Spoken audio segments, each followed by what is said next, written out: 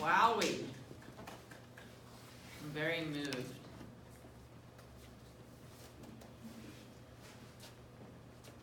All right, give us a second to have some questions.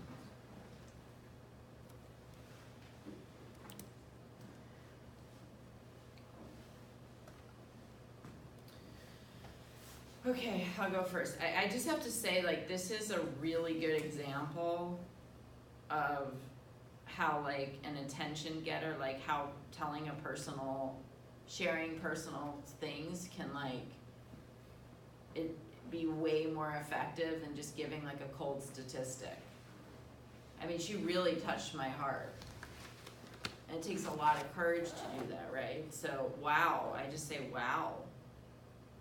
Right? So that's not an easy thing to do, but because she shared on such a deep level, she's going to have a much bigger result in terms of impacting the people that she's talking with. Because she's not oversharing, right? So you don't want to get into a situation where you're like inappropriately sharing in a situation that you're giving some people too much information and they feel uncomfortable. She didn't do that. She just shared her personal experience and then she related it back to the research. So it was really moving. She really engaged me. I mean, more so than I think anybody, because she'd shared on such a personal level, right? So my question is, how did you come across this particular writer? Did you know she has a book, right? Yeah. Can you tell us a little bit about her work? She just spends like 2 decades to research vulnerability and people's personality and relate back to their mental health. And her speech is really touching, and so I choose her as the. Okay, good. And did you come up with the "I'm the best version of myself"? Did you write that? Or is that something that she said? She said. Okay, good. So that's really powerful, right? That's a really powerful message. I mean, I think the message she's giving could help a lot of students here. It's really, really powerful because everybody struggles with it. People don't want to talk about it either.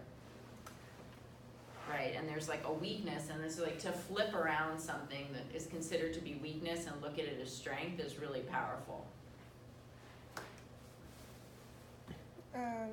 Do you have any suggestions for students like to keep positive, like to do the best version of themselves? You can just you can do the things that you like and realize what is your real interest and what is your real strength. And if you feel stressed out, you can try to connect with others, and the school also has a good resource for you to go. So. Good.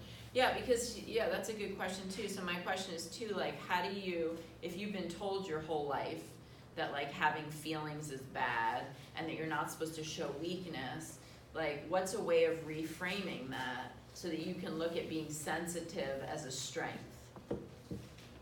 How have you reframed that for yourself? Sounds like you've successfully reframed that. Yeah, just because no one is perfect, so trying to be perfect is too tired, and just the way that we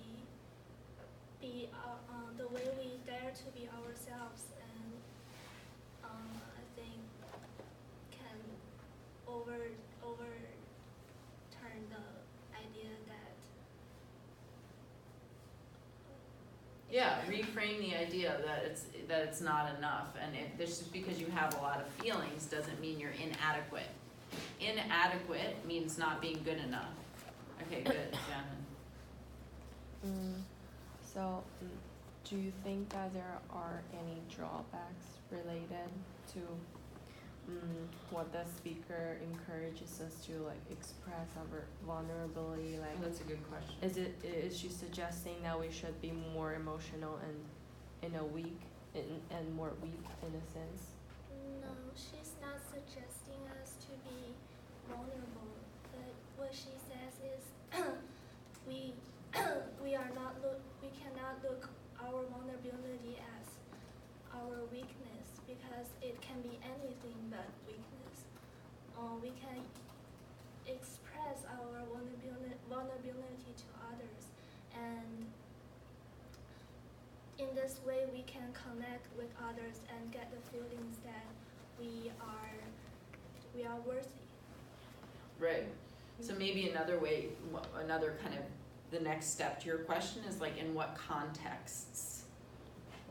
Like, how do we decide, like, in what contexts we can express vulnerability? I think, like, what part of what you're saying is really interesting is that everybody has vulnerability. We just pretend that we don't. Right? So, like, maybe what Janice is saying is, like, in some contexts, like if we're on a job interview, like, it's hard to express vulnerability, but there may be other contexts in which we can. You know, and in that way, it might connect you to another person and you can grow as a result. Okay, good. So why do you think that knowing the power of vulnerability is very important? Like, does it really affect our attitudes towards life? Say it again. Why do you think that knowing the power of vulnerability is important in life? Like, does it really affect our attitudes towards life? Yeah, it does affect our attitude towards life. Because, like, most of people are not there to share their emotions. Especially as, like, in our age, we're looking for the purpose of life. And Remember Richard, he can't hear you. He's trying, but he can't. Go ahead. especially in our age, we There you are go. looking for the purpose of life, and we're looking for what should we do for our future. So being vulnerable makes you Someone feel recording her. makes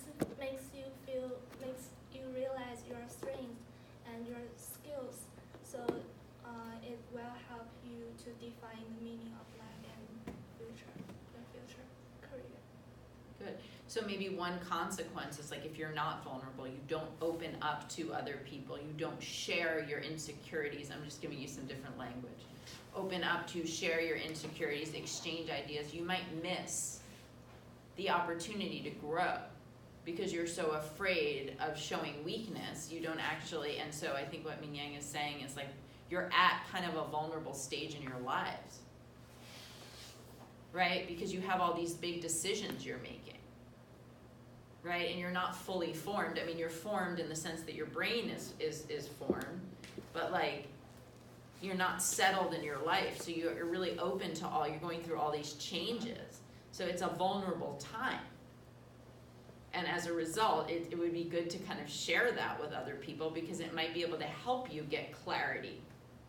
And if you don't, you might be isolating yourself. When we experience breakdowns, because we feel like we are not good enough, do you have any suggestions on how we can come out from a breakdown? That's a good question. When I feel breakdowns, I get better if I talk to my friend and, like, I really, like, cry for a whole night.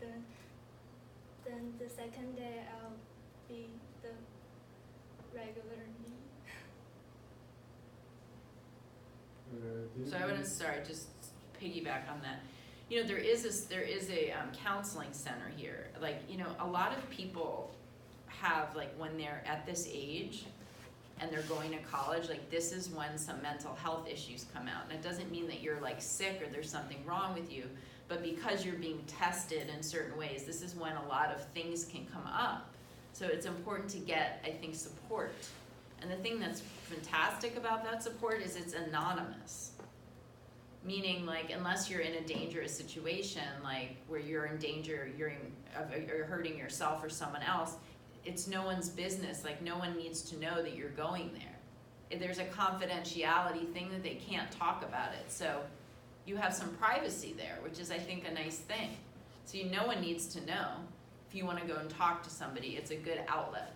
Yeah, Do you think that the culture has something to do with the vulnerability? very good question. For example, you know, the Asian parents all want you to go to the law school, med school, and they all want you to be the best. Do you think that will affect it in some ways? It's a really great question. Yeah, I think some parents, and I can refer it to the TED Talk when she talks about some parents when they have their kid, have their baby, and they said, I'm gonna get you in Yale at 7, and that was she that if we have the thought that the baby came out can do whatever he wants to do, and he's surrounded by love, and he knows that he is worthy to live on the world, so it will resolve a lot of issues. Okay, good. Good question. Okay, so like everyone like have their own like self-esteem. So like how do we like help them to express their feelings? Everyone has self-esteem. Yeah, like they don't show their weakness to people. Like they always like lump themselves. They always what? Like they always hide their feeling, the emotion. Okay, so that's not quite self-esteem. So self-esteem is how you feel about yourself. So everybody has their, what are you asking exactly? Go ahead. I'm not quite sure. Go ahead, try again. Do you mean self-consciousness? Like everybody has, like they don't want to show emotion? Okay, so that's self-consciousness.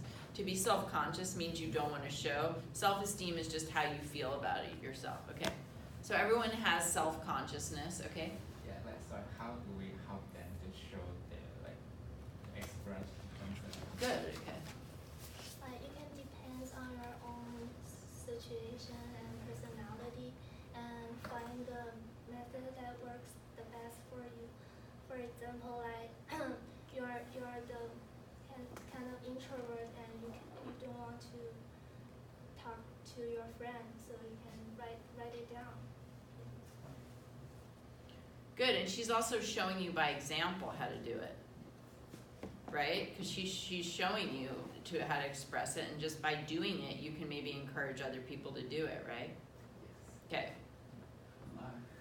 Sorry, I have a question is that because typically it's a little bit harder for a male to That's a good question. for a male to express their vulnerability because there is always stereotype impression that Yeah. they cannot just easily show their weakness to others. Do you have any suggestions? It's a really good question. I do not. I'm not sure if I have the. Will you feel weird if a male cry to you and talk about his weakness? No, I think like everyone has their emotions, so Yeah. it's not gonna be weird if a man talks about. Okay, thank you. Okay, good, bravo.